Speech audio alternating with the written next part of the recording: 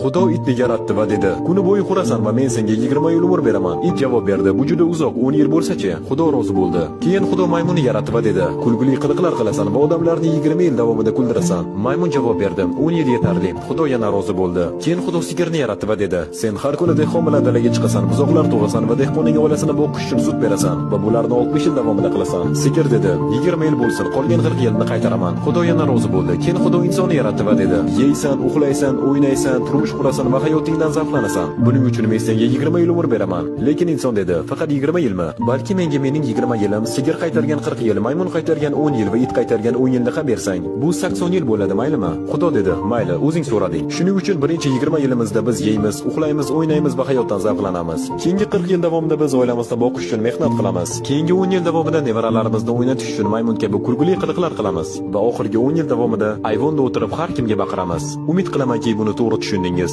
Kommentariyada bitta 100 raqam emojisini qoldirib keting. Va buni bo'lishingizdan chiqmasin.